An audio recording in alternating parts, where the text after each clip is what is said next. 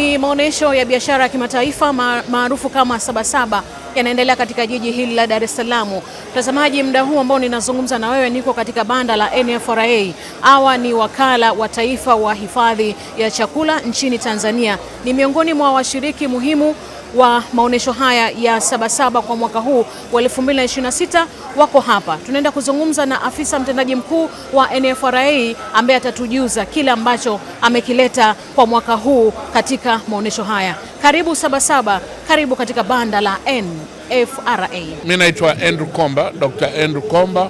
Kwa sasa nafanya kazi kama afisa mtendaji mkuu wa NFRA. Kazi yetu kubwa sisi ni taasisi ya serikali, kwa maana ni wakala wa serikali ambao jukumu letu la msingi ni kuihakikishia nchi kuwa na usalama wa chakula wakati wote.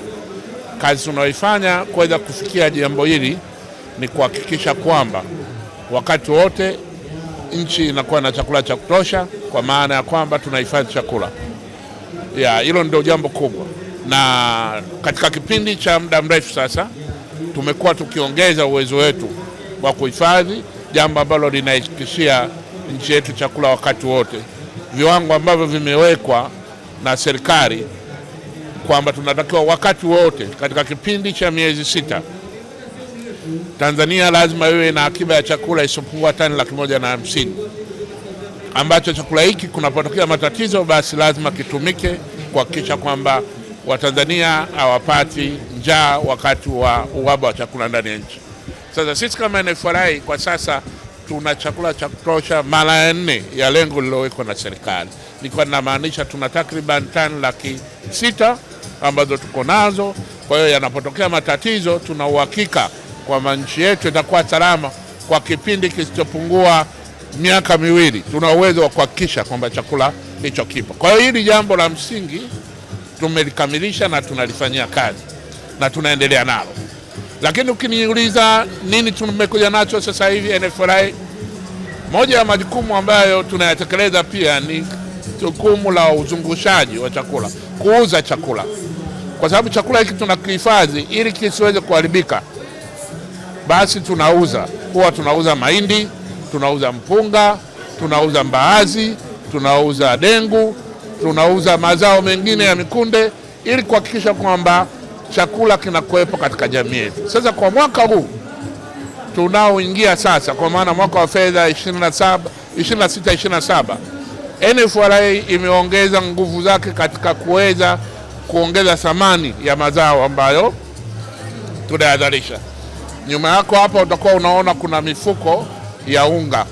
Kwa hiyo badala ya kuendelea kutoa tu mahindi, NFRA sasa imeanza kazi ya kusaga mahindi na vile vile tutakwenda kukoboa mpunga. Sasa tutaanza kuuza chakula ambacho kiko process, kimeongezewa thamani, lakini vile vile kitakuwa ni chakula ambacho kina ubora unaotakiwa katika viwango vya kitaifa na kimataifa. Kwa hiyo nichukue fursa hii kwa hili ambalo umeniuliza kueleza wadau wetu kwamba NFRA sasa hivi inaenda kutoa bidhaa ya unga, ambao unga huu umeona uko well packed na una virutubisho vyote na tayari umekidhi viwango vya shirika linalosimamia viwango nchini kwetu kwa maana ya TBS. Kwa hiyo tuko tayari kuingia sokoni na yoyote ambaye anataka kununua unga wa NFRA anakaribishwa. Kiwanda chetu kiko Dodoma katika eneo linaitwa Mtanana karibu na eneo la Kibaigwa. Pale ndipo ambapo unga huu utakuwa unapatikana. Pale kuna kituo kikubwa cha NFRA kinachohusiana na masuala ya uongezaji thamani, pia mafunzo na masuala mengine yanayohusu masoko. Kwa hiyo niwakaribishe sana. Kwa hiyo nikisema hivi, ukiondoa swala la kuingiza bidhaa mpya katika soko, kwa mwaka huu pia tumejipanga kwenda kununua chakula. Kwa hiyo wadau wote wanaohusiana na masuala ya hifadhi ambao wanafanya kazi na NFRA wajipange. Tumepanga kwenda sokoni ifikapo tarehe 20 mwezi huu. Tutakwenda sasa katika vituo vyetu vya kusanyia chakula kama vile ambavyo imekuwa ikifanyika katika vipindi vilivyopita. Tukizungumzia mafanikio ya NFRA ndani ya miaka 5 ya utawala wa Daktari Rais Samia, mbali na hayo ambayo umeyataja, pengine tungependa kufahamu mafanikio mengine, lakini kwa namna ambavyo mmeweza kufanikiwa katika kuyakamata masoko kimataifa. Asante. Kwanza ni hilo uliomaliza nalo. Kwenye masoko tumefanya kazi kubwa sana. Tumefungua masoko katika ukanda wa nchi za mashariki ya Afrika, kwamba Afrika Mashariki, lakini vile vile tumefungua masoko kwa upande wa kusini. Tumeuza chakula Zambia, tumeuza chakula Malawi, tunauza chakula Kenya, tunauza chakula Kongo ya DRC, na kwa sababu hiyo NFRA ndani ya miaka 4 ambayo tumekuwepo pamoja ndani ya serikali hii ya Dr. Samia Suluhu Hassan, tumeshafanya kazi kubwa katika kufungua masoko ya nje kwa kipindi kilichopita, na tunavyokwenda katika kipindi hiki pia tunakwenda kufungua masoko zaidi katika kiwango ambavyo tunakusudia kuvinunua kwa mwaka huu, takriban tani 1.2 milioni. Sehemu kubwa kwa maana ya zaidi ya tani 800,000 zina target kuuzwa katika masoko niliyoyataja.